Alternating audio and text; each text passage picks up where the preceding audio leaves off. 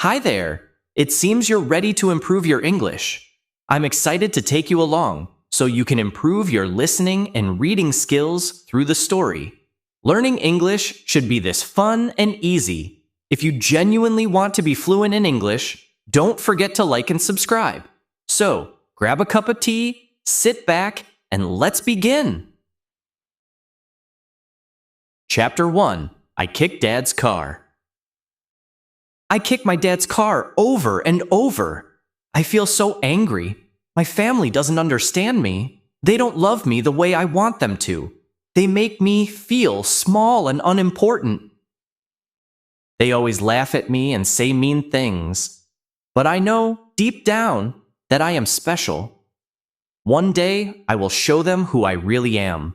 I will prove that I am more than what they think. One day, everyone will see my true worth.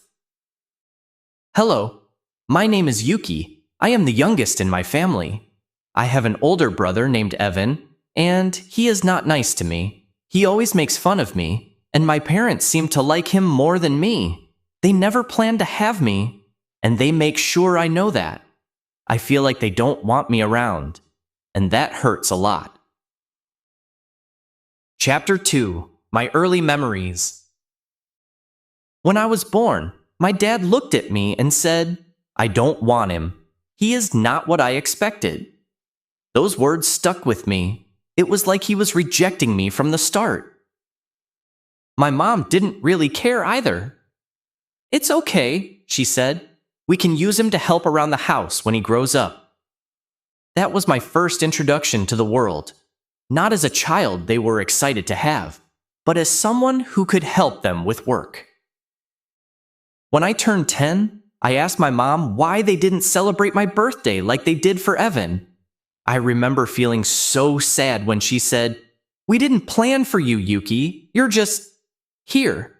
And you look like a housekeeper, so why should we celebrate?" Her words hurt me, but I didn't cry. I wanted to, but I held it in. I didn't want to give them the satisfaction of seeing me upset. Then my mom said something I'll never forget. "You're old enough now. You can start doing all the housework."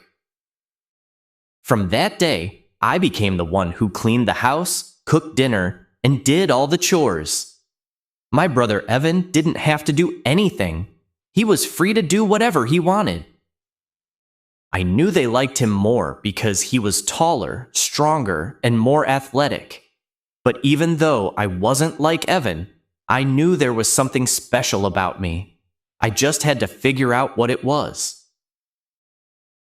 Chapter 3. Dealing with Evan. Evan has always been mean to me. He loves to make me feel small. One day, I was lying in bed when Evan burst into my room, slamming the door behind him. He smiled, but it wasn't a nice smile.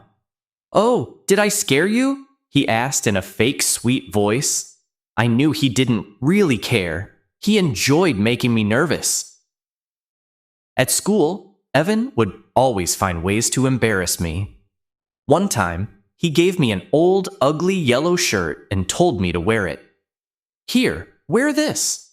It's old, but it's better than anything you have," he said with a smirk. I knew he wanted me to look silly in front of everyone at school. But instead of letting him win, I decided to make the shirt my own. I cut it a little, added a few patches, and paired it with my favorite black sneakers. When I walked into class that day, everyone stared at me, but not in a bad way. They liked what I did with the shirt. When Evan saw me at school, he was furious. "How dare you change my shirt?" he shouted. Then he stormed off, embarrassed. I felt good for the first time in a long time. Chapter 4. The Trouble at Home. One day, something bad happened at home. I was walking past my mom's room when I saw Evan taking something from her jewelry box. It was a watch, one of Mom's favorites. I didn't say anything at the time because I didn't want to get involved. A few days later, my mom came into my room with a very angry look on her face. My dad and Evan were standing behind her. "Where's my watch, Yuki?" my mom yelled. "You stole my watch." I couldn't believe it. "No, I didn't take it," I shouted. "Ask Evan. I saw him with it." But Evan just stood there smiling, looking innocent. My mom didn't believe me. They searched my room, and to my surprise, they found the watch hidden under my bed. Evan must have put it there to get me in trouble. I felt so helpless. "You're a thief!" my dad yelled at me. "How could you steal from your own mother?" Evan was laughing quietly in the background, enjoying every second of my misery. As punishment, my parents took away my phone and my allowance for 2 weeks. I also had to clean the house every day without any help. I was so angry. I hated them all. I hated my dad the most. He was always so kind to Evan and Mom, but never to me. I couldn't hold it in anymore.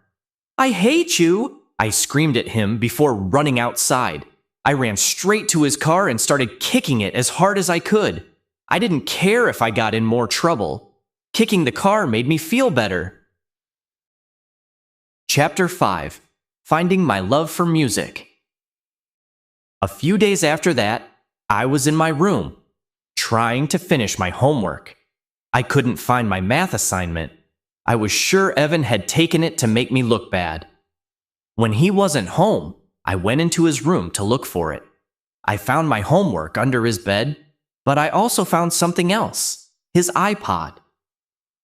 I didn't really care about the iPod at first, but I was curious. I took it back to my room and started listening to the music on it. That's when I discovered something amazing. I loved music. It made me feel happy, calm, and free. Whenever I felt sad or angry, I would go to my room, put on the headphones, and sing along to the songs. It was like an escape from everything bad in my life. One day at school, something embarrassing happened to me. I was walking through the cafeteria when I slipped on a banana peel. My lunch tray flew into the air, and food went everywhere. Everyone laughed at me. I felt so embarrassed that I decided to eat lunch alone from then on. I started going to the library during lunch to avoid people. One day, while I was alone in the library, I started singing quietly to myself. I didn't think anyone could hear me, but the librarian, Mrs. Downey, came over and said, "Yuki, you have a beautiful voice." I didn't believe her at first, but then she recorded me singing and played it back. My voice sounded so nice. I couldn't believe it was me. I was so happy. For the first time, I felt like I had found something I was good at. Chapter 6. A New Hope. From that day on, music became my escape. I would spend hours alone in my room, singing and practicing. My voice felt like the only thing in my life I had control over. It was mine, and no one could take it away. Whenever I was upset or felt worthless, I would sing, and the world around me would disappear. Mrs. Downey, the librarian, encouraged me to join the school talent show. At first, I was terrified. I had never sung in front of an audience before. What if they laughed at me like Evan always did? What if my parents didn't care, even if I did well? But Mrs. Downey believed in me, and for the first time, someone's belief gave me the strength to try. "You've got this, Yuki," she told me. "Your voice is special. Don't hide it." I practiced every day after school, staying late in the library where it was quiet. I didn't tell my family about the talent show because I didn't want them to ruin it for me. This was my chance to prove that I wasn't the failure they thought I was. The night of the talent show came, and I was so nervous I could barely breathe. As I stood backstage, I could hear the crowd talking and laughing. My legs shook, but I knew I had to do this. For me, not for anyone else. When it was finally my turn, I walked onto the stage, took a deep breath, and began to sing. At first, my voice was soft, but as the song went on, I grew more confident. By the end, I was pouring all my emotions into the music. It felt like I was telling my whole life story in that song. When I finished, the auditorium was silent for a moment. Then, suddenly, the crowd erupted into applause.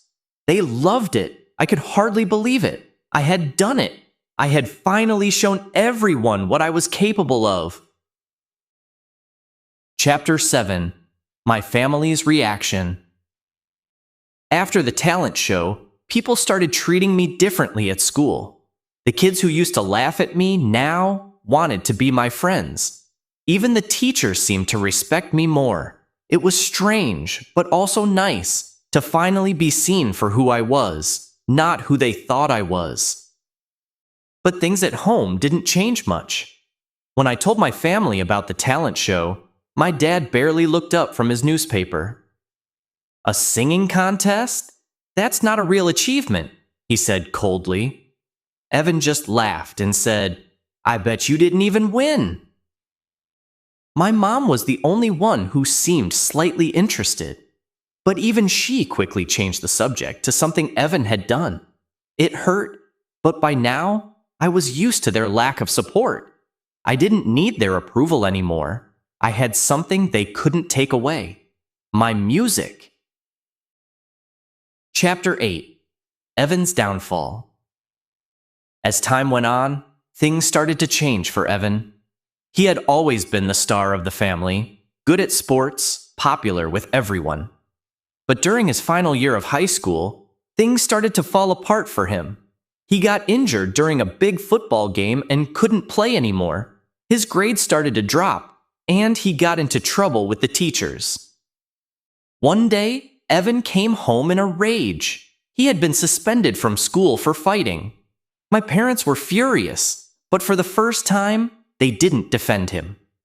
"You need to get your act together, Evan," my dad yelled. "We can't keep bailing you out of trouble." It was strange to see my parents angry at Evan. They had always treated him like he could do no wrong. But now, they were starting to see that he wasn't perfect. Meanwhile, I was doing better than ever. I had joined the school choir, and my music was giving me a sense of purpose that I had never felt before.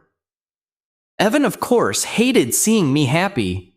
He would make snide comments whenever he heard me practicing. "Why do you even bother?" he sneered one day. "It's not like you're going to be famous or anything." But his words didn't hurt me anymore.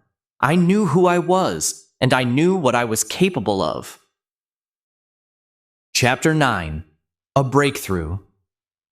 One day after school, I got a call from Mrs. Downey. "Yuki, I have some exciting news," she said. "There's a local music producer who's interested in hearing you sing. I played him a recording of your performance at the talent show, and he was really impressed." I was shocked. A music producer? Interested in me? It felt like a dream. "Are you serious?" I asked, my voice shaking. "Yes," she replied. "He wants to meet you next week. This could be a big opportunity for you, Yuki." I couldn't believe it. After all the years of feeling like I wasn't good enough, like I didn't matter, suddenly I had a chance to prove myself to the world. This was my moment. Chapter 10. Proving Myself. The day of the meeting with the producer, I was so nervous I could hardly think. I wore my best clothes and practiced my song over and over in my head. When I arrived at the studio, Mrs. Downey was there to support me. The producer, Mr. Jacobs, was kind but professional. "I heard great things about you, Yuki," he said with a smile. "Let's hear what you've got." I took a deep breath, closed my eyes, and began to sing. I poured all of my emotions into the song, thinking about all the times I had felt unloved and overlooked by my family. The music was my way of expressing everything I couldn't say out loud. When I finished, Mr. Jacobs nodded thoughtfully. "You've got real talent, Yuki," he said. "I think we can work with this." I couldn't believe it. He liked me. This was the start of something new, something bigger than anything I had ever imagined.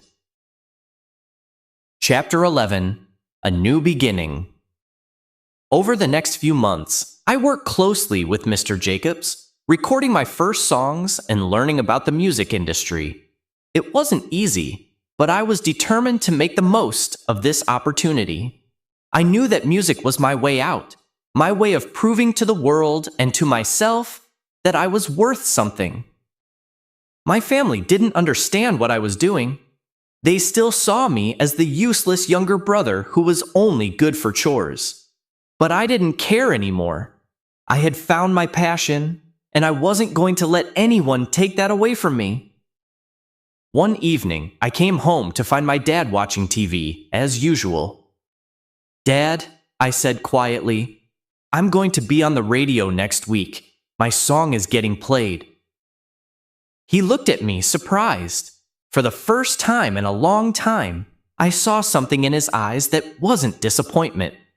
"Really?" he asked, sounding genuinely interested. "Yeah," I nodded. "It's a big deal." My dad didn't say much after that, but I could tell he was thinking. Maybe, just maybe, he was starting to see me in a new light. Chapter 12: The Power of Music. That week, my song played on the radio for the first time. Hearing my voice on the airwaves felt surreal, like all the pain and frustration I had gone through was finally worth it. People started recognizing me at school, and even my teachers congratulated me. But more than that, I had proven something to myself. I had always known I was more than what my family made me feel like. Now, the world was seeing it too. My journey was far from over. But for the first time in my life, I felt like I was on the right path. I had found something I loved, something that made me feel alive. And no matter what happened next, I knew that music would always be there for me. My voice, my escape, my power.